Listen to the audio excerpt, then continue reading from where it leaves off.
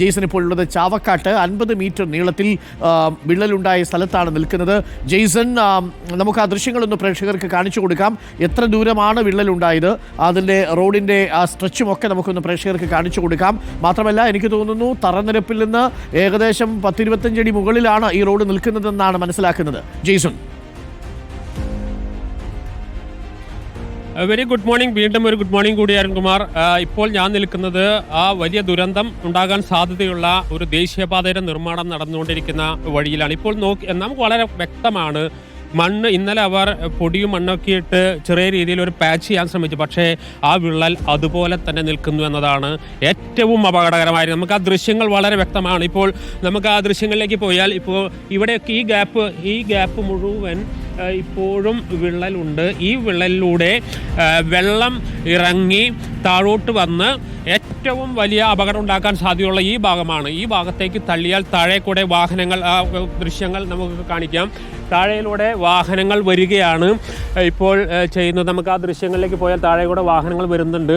ഈ റോഡ് തകർന്നാൽ നേരെ വന്ന് പതിക്കുന്നത് ഈ കാറിനും അതുപോലെ തന്നെ ഈ വരുന്ന വാഹനങ്ങളുടെ മുകളിലാണ് എന്നതാണ് ഏറ്റവും അപകടകരമായ സംഗതി.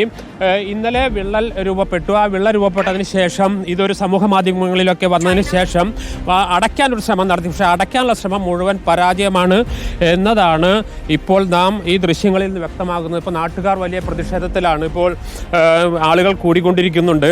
ഇങ്ങനെ ഒരു തട്ടിക്കൂട്ട് വിള്ളൽ അടയ്ക്കലല്ല വേണ്ടതെന്നാണ് ഇവരുടെ ആവശ്യം. ഈ നാട്ടുകാർ ഇത് എപ്പോഴാണ് കാണുന്നത്? ഇന്നലെ വൈകുന്നേരം സോഷ്യൽ മീഡിയയിൽ വളരെ സജീവമായി ഈ പ്രശ്നങ്ങൾ ഉന്നയിക്കപ്പെടുകയുണ്ടായി. കേരളത്തിലെ ഏറ്റവും പ്രധാനപ്പെട്ട ഒരു ദേശീയപാതയാണ് NH-66.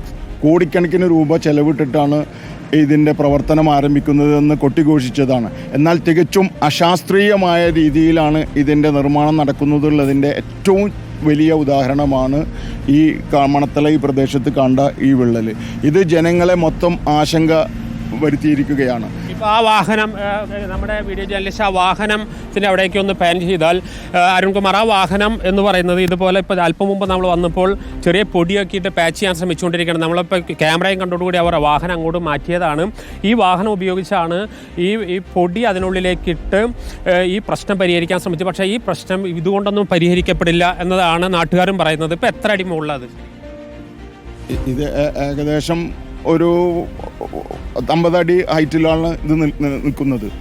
ഇത് എന്തെങ്കിലും രീതിയിൽ ഇത് പുറത്തേക്ക് തള്ളിക്കഴിഞ്ഞാൽ ഒട്ടനവധി അത് പ്രതിസന്ധിയാണ്, ഒട്ടനവധി ജീവനങ്ങൾക്ക് ഭീഷണിയാണ്. അപ്പോൾ ശാസ്ത്രീയമായ രീതിയിലുള്ളൊരു പഠനമാണ് ഇവിടെ വളരെ അനിവാര്യം. ഇത് ജനങ്ങളെ വലിയ രീതിയിൽ ആശങ്ക പരത്തിയിരിക്കുകയാണ്. ഇതിപ്പോൾ ഇതിൻ്റെ പരിഹാരത്തിന് നിങ്ങൾ ദേശീയപാത ആരെങ്കിലും സമീപിച്ചോ? ഇതിൻ്റെ നിർമ്മാണ കമ്പനിയെ സമീപിച്ചോ? ഇന്നലെ രാത്രിയാണ് ഞങ്ങളുടെ ശ്രദ്ധയപ്പെടുന്നത്. അപ്പോൾ അതിനുശേഷം നമ്മൾ ചാനലുകളിലൊക്കെ അറിയിച്ചിട്ടുണ്ട്. ദേശീയ പാത അധികൃതരെ അറിയിക്കാൻ ഇതുവരെ നമുക്ക് സമയം കിട്ടിയിട്ടില്ല. അപ്പോഴത്തിന് ചാനലുകാരെ എല്ലാവരെയും അറിയിച്ചിട്ടുണ്ട്. ഇത് സോഷ്യൽ മീഡിയയിൽ ഇട്ട ആൾ കൂടി നമ്മോടൊപ്പം, ഇതൊരു വലിയ വിഷയമാണെന്ന് പൊതുസമൂഹത്തെ അറിയിച്ച ആൾ കൂടി നമ്മോടൊപ്പം ചേരുകയാണ്. ഇപ്പം നിങ്ങളെങ്ങനെ ഇത് കണ്ടത്? എങ്ങനെ? ഞാൻ ഇന്നലെ വൈകുന്നേരം നടക്കാൻ വന്നപ്പോൾ, പിള്ളേരുടെ കൂടെ നടക്കാൻ വന്നപ്പോഴാണ് ഇങ്ങനെ ഒരു സംഭവം, വലിയൊരു ക്രാക്ക് ഇവിടെ വന്നിട്ടുള്ളത് കണ്ടത്. അപ്പോൾ ഓൾറെഡി 1-2 സ്ഥലത്ത് സംഭവിച്ചത് നമ്മൾ ന്യൂസിൽ കണ്ടിട്ടുള്ളതുകൊണ്ട് ഇത് കണ്ട ഉടനെ ഞാൻ വീഡിയോ എടുത്തു. അതിൻ്റെ റെഫറൻസ് നമ്പറൊക്കെ ചൈനേജ് എന്താണെന്നുള്ളത് അടച്ച് ഇട്ട് കൊടുത്തിട്ടുണ്ട്. ഈ വീഡിയോ കണ്ടാൽ ആളുകൾക്ക് വ്യക്തമായി ബോധ്യപ്പെടണം, അതൊരു ഉദ്യോഗസ്ഥർക്കും ബോധ്യപ്പെടണം, നിർമ്മാണ കമ്പനിക്കും ബോധ്യപ്പെടണം. അതിൽ വളരെ വ്യക്തത ഉണ്ടായിരുന്നു. ഈ നമ്പർ, പില്ലറിൻ്റെ നമ്പർ ഉൾപ്പെടെ ഇട്ടത് നമ്മൾ ഉദ്ദേശം തന്നെ അവർ കണ്ടിട്ട് അത് റെക്ടിഫൈ ചെയ്യാൻ വരണം എന്നാണ്. പക്ഷേ അത് കഴിഞ്ഞിട്ട് നമ്മൾ മനസ്സിലാക്കിയതെന്ന് വെച്ചാൽ അവർ വന്നിട്ട് വെറുതെ ഈ ഇരുട്ടുകൊണ്ട് ഓട്ടടക്കുന്ന പോലെ കുറച്ച് ഈ പാറപ്പൊടി ഇതൊക്കെ ഇട്ടിട്ട് ഒന്ന് ക്ലോസ് ചെയ്യുന്ന പോലെ. അല്ലാതെ റോഡിന് താഴ്മുകളിലേക്ക് എത്ര മീറ്റർ ഉയരേണ്ടത്? ഏകദേശം ഒരു 15 മീറ്റർ എങ്കിലും ഉണ്ടാവും. അപ്പോൾ ഇതൊക്കെ ഇപ്പോൾ ഇതിൽ വെഹിക്കുലർ ട്രാഫിക് വിട്ടിട്ടില്ല, ലോഡുള്ള വണ്ടികളൊന്നും പോയിട്ടില്ല. ആ വണ്ടികളൊക്കെ പോകാൻ തുടങ്ങുമ്പോൾ ഇതൊക്കെ ചിലപ്പോൾ ഇതിനേക്കാളും വലിയൊരു സീരിയസ് ഇഷ്യൂ ആവുന്നതിന് മുന്നേ ഇങ്ങനെ ഒരു സംഭവം. പക്ഷേ ഇപ്പോൾ അവർ രാവിലെ മുതൽ വണ്ടി ഇങ്ങനെ ഓടിച്ചുകൊണ്ടിരിക്കുന്നെങ്കിലും പക്ഷേ ഈ കുഴികളൊന്നും അടഞ്ഞതായിട്ട് കാണുന്നില്ല. ഇല്ല, അത് അവരുടെ ഇന്നലത്തെ ശ്രമം പാഴായി. എന്ന് വെച്ചാൽ അത് അങ്ങനെ വെറുതെ പൊടിയിട്ടിട്ട് ഇതുകൊണ്ട് കാര്യമില്ലല്ലോ. അപ്പോൾ നമ്മൾ പറഞ്ഞതിൻ്റെ ഉദ്ദേശം അവരെ ഒരു കംപ്ലൈൻറ്റ് ഉണ്ടാവുക എന്നുള്ളതാണ് അല്ലേ അരുൺകുമാർ? അതാണ് ഇപ്പോൾ നിലവിൽ ഇതിന് പ്രശ്നപരിഹാരമായിട്ടില്ല. അപ്പോൾ നമുക്ക് ദൃശ്യങ്ങൾ വളരെ വ്യക്തമാണ്.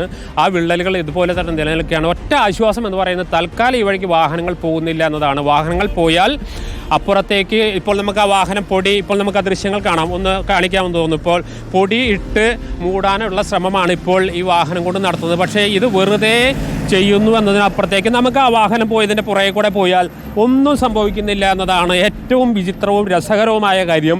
ആ വാഹനം ഇങ്ങനെ ഓടിച്ചുകൊണ്ട് പോകുന്നു, കുറച്ച് പൊടി അതിലേക്ക് വീഴുന്നു. ആ പൊടി വീഴുന്നപ്പോൾ അരുൺകുമാർ കാര്യം മനസ്സിലായില്ല എന്താണ് സംഭവിക്കുന്നത്. സാധാരണ കണ്ണിൽ പൊടിയിടുക എന്ന് കേട്ടിട്ടുണ്ട്, വിള്ളലിൽ പൊടിയിടുക എന്നൊരു പ്രയോഗം കൂടി നമുക്ക് ഇന്നു മുതൽ പ്രയോഗിക്കാം. ഇവിടെ അതീവ ദയനീയമാണ് അവസ്ഥ. പക്ഷേ റിപ്പോർട്ട് ചെയ്ത പോലെ ഏകദേശം 15 മീറ്റർ തറനിരപ്പിൽ നിന്ന് ഉയർന്നു നിൽക്കുന്ന ഒരു ദേശീയപാതയാണ്.